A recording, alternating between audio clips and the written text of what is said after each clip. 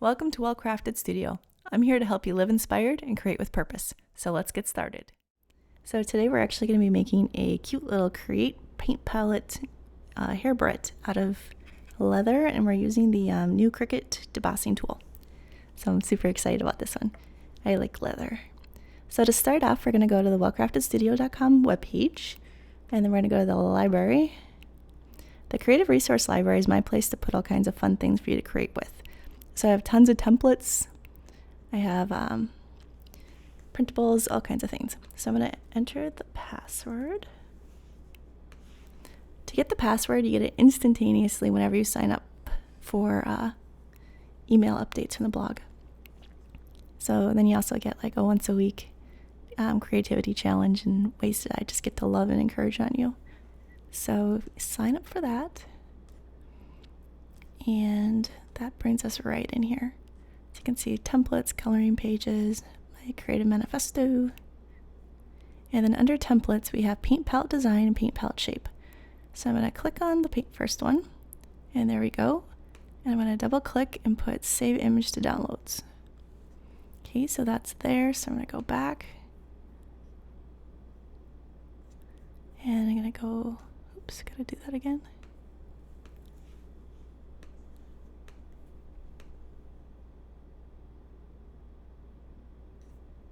Backed out of it. Okay, so go to paint palette shape, and again double click, save to image to downloads. Okay, so now just go to Cricut Design Space. Okay, so now we're in the Cricut Design Space, and so what we're going to do, we have a new canvas. We're going to place upload, then upload image and browse. So up here I have my paint palette shapes. So I'm just going to go ahead and put that one in first. So Cricut's going to process this as an image. And so the first thing it's going to ask us to do is choose what type of image it is. So we're going to go simple because it's high contrast. Doesn't need any cleaning up. Put continue, and then we want to save it as a cut image. So there we go. Now we're going to go ahead and grab the other one, the design. And again, that's very high contrast, so we'll go simple. Again, we can just go right through to continue, save as a cut image, and there we go. We have them both right here. So now what we're going to do is click on that paint palette shape. We're going to go down to insert images. So if we were trying to put the design over the top of this right now, we wouldn't see it because it's black. So I'm going to come up to line type, and next to where it says cut, there's a black square. So I'm just going to pick a different color and change it so we can see things better. So now I'm going to go back to upload and grab that shape. And we're going to fit them together. It looks like that we need to make this a little bit smaller. You want a little bit of an edge around your design. Okay, that looks good. Okay, so now what we're going to do is we're going to click that create again. And we're going to come up to line type, and where it says cut, we're going to come down to deboss. So now we have it marked as a debossed image. So let's go ahead and select both of those. I think we want to do 3.5 for the width. Okay, there we go. And now we're going to want to add the little holes to put our paintbrush through. If you were to just want to turn this into a barrette with no holes, and then you could go ahead and do that, but we're going to go ahead and add the holes. So to do that, we have shapes, and we do circle. Obviously too big. So we're going to keep it selected, and we're going to come up to size, and we're going to put in 0.25. So that's the size of my paintbrush. Now you guys might be using something else. You can change that. That looks like it's good. So it's selected. I'm going to go ahead and duplicate it. So now I'm going to go ahead and put one right where the thumb would go on the paint palette, and one over here. Looks like they need to get moved around a little bit.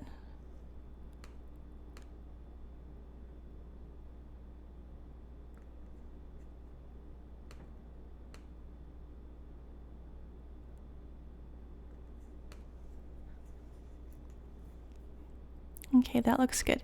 So now what we're going to do is select all. So over here you can see that they're grayed out, and we're going to attach them. So just to double check, there's cut, cut, find deboss, cut. Okay, so they're all together, and then we're going to come up here actually to save.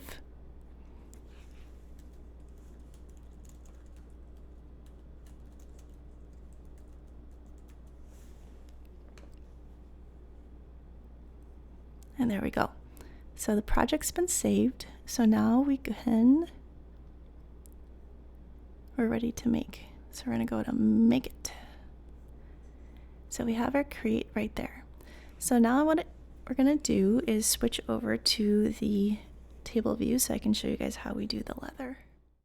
Okay, so I already cut using my rotary cutter and a cutting ruler and my cutting mat, some pieces of tooling leather. So this is thicker tooling leather. I got it at Tandy Leather, and it's vegetable treated, and it's not it's natural. So just gonna take a damp paper towel and I'm just gonna wipe it across. And what that's gonna do is it's gonna let the debossing tip go in just a little bit harder.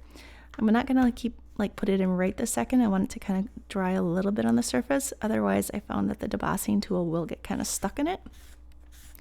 So it's kind of an in-between, not too much, not too little. This one actually has got some cuts in it, so we're gonna go. So I'm just preparing a couple here.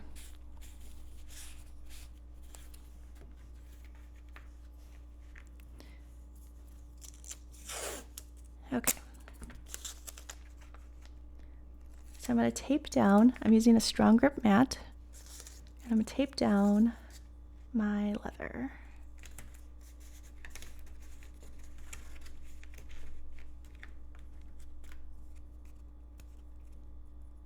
I'm using blue painter's tape.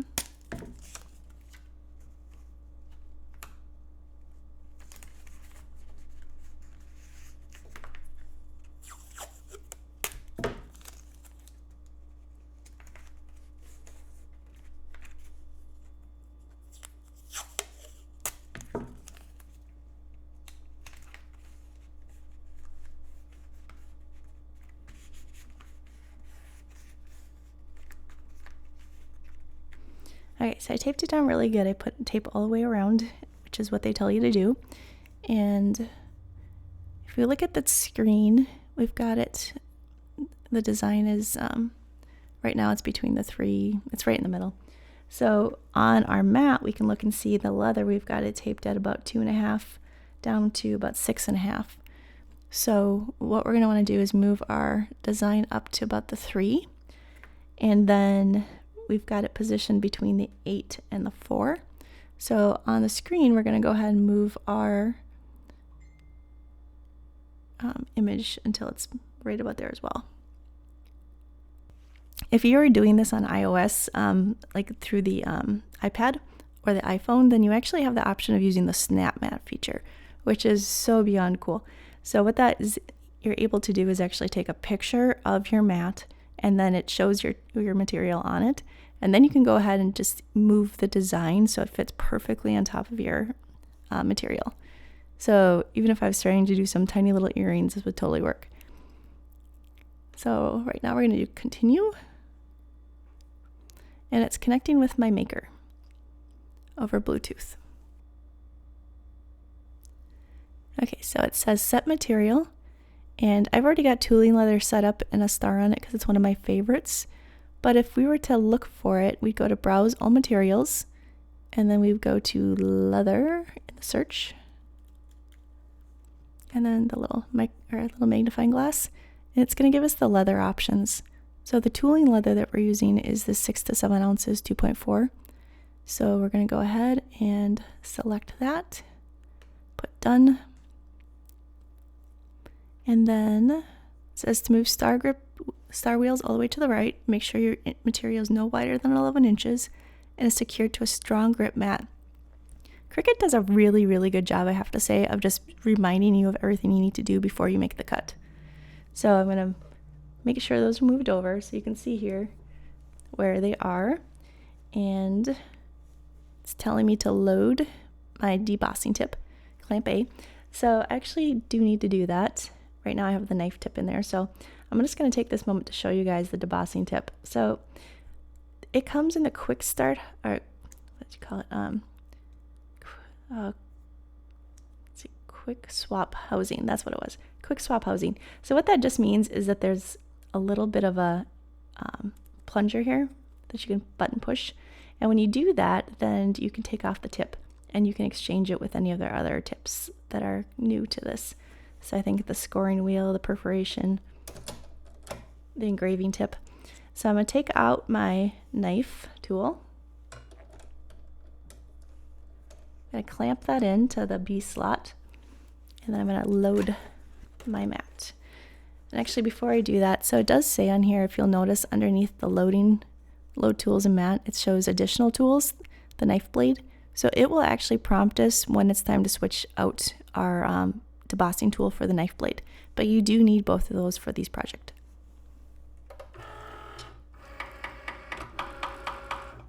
Just gonna make sure it's all down good. Not just the edges, but the center part too. All right, this is blinking, so we can push go.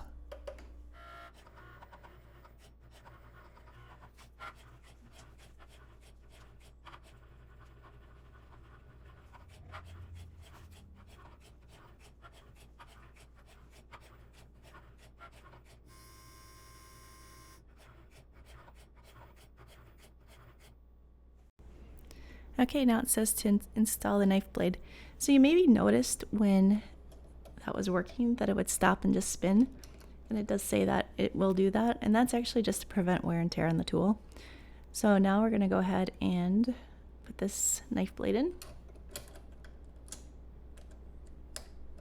Okay, and then go ahead and press go again.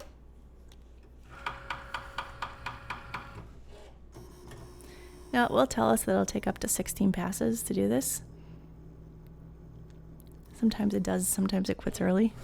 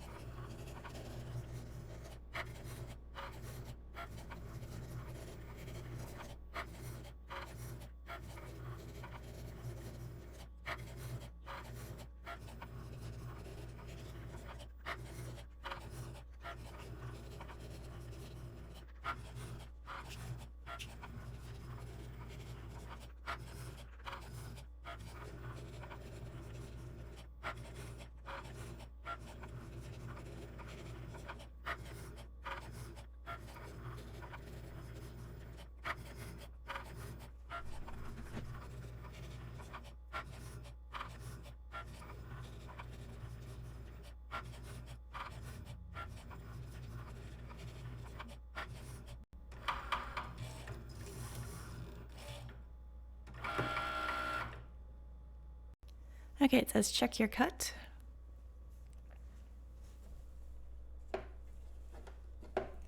So it's giving us the option that we can,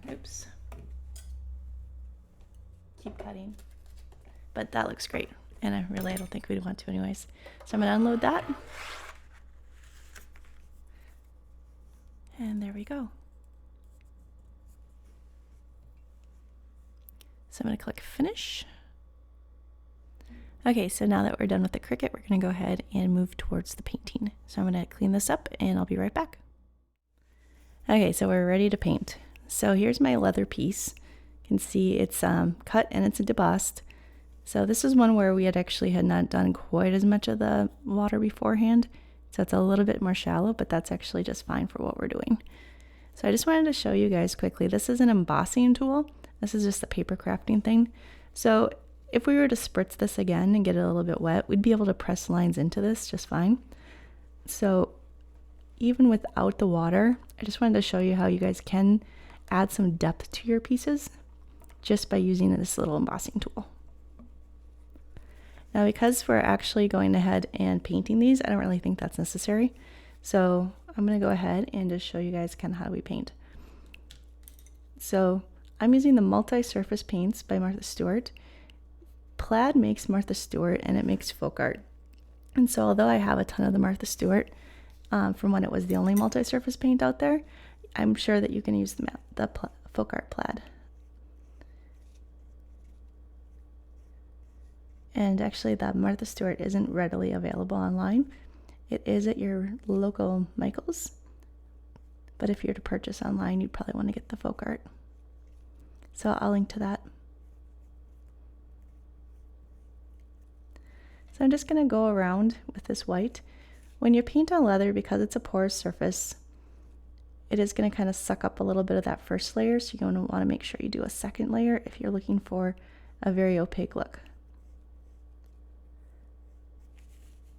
I usually do the 2 coats. So when you're working with detail brushes, which is what these are, they're small, so you use small amounts of paint, and the brushes themselves don't hold a ton because they are such a small amount. So what I'm going to do is just kind of get it wet every once in a while, dry it off, and then add more paint. I'm not going to get too much paint. If I do, I'm going to offload it again as well.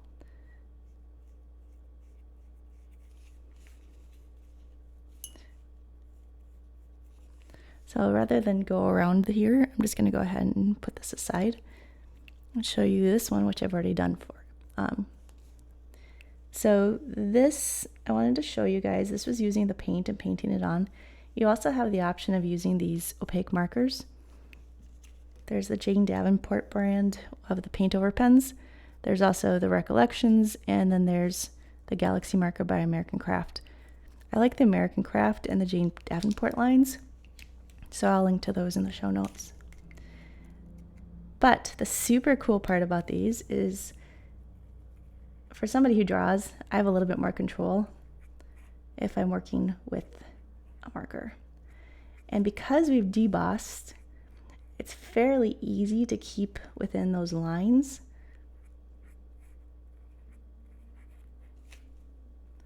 Again, this is something you're going to want to do when you you want to do 2 coats over. So I'll just do the 1 coat, like so. Let that dry just a minute. And we're going to go ahead and add some color to our palette. Let's see. So when I'm working with small amounts, again, kind of an easy thing to do is just use the paint that's in the cap. So I'll go ahead and shake it up, put it down, and then pull it off. I also work on this nonstick palette, or this nonstick craft mat. I like it. I use it all the time, and then, whenever it gets like too much stuff on it, I'll scrape it off or wash it off. But for me, it's easier than working with an actual paint palette, which is kind of ironic. It's still a symbol, though. I like symbols, especially creativity symbols. So I'm going to grab some of this pink, I think.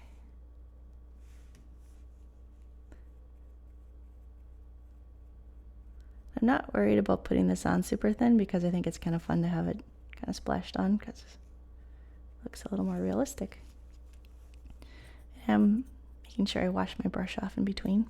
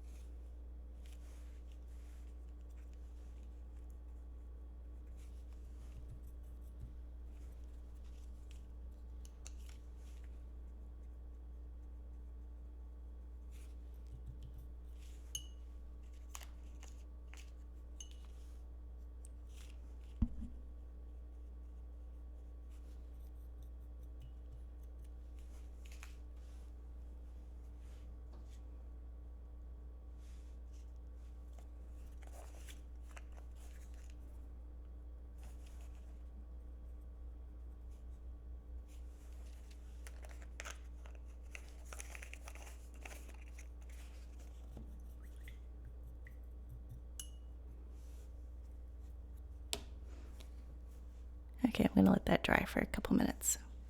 Okay, so this is all dried, and so I'm gonna go show you guys a couple steps. So this is actually a slicker. It's called an edge slicker. I thought it was a burnisher, so I've been calling it burnisher, but when I looked it up, it said edge slicker, which kind of sounds cool. So what I'm gonna do is use a wet paper towel, and I'm just gonna go along the edges like this. And this is just kind of a little step that you can take that makes your stuff look so much cooler. And so it's so simple. All you do is take the edge slicker and you press these together and you rub it up and down.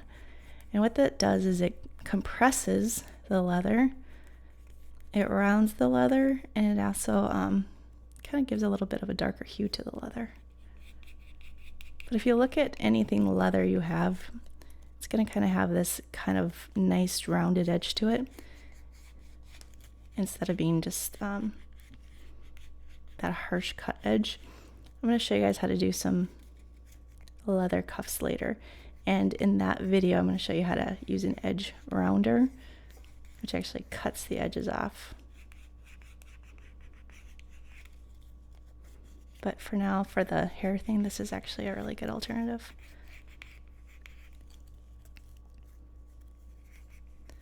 Okay, so we're going to leave that right now, and I'm going to show you this is a finishing step as well.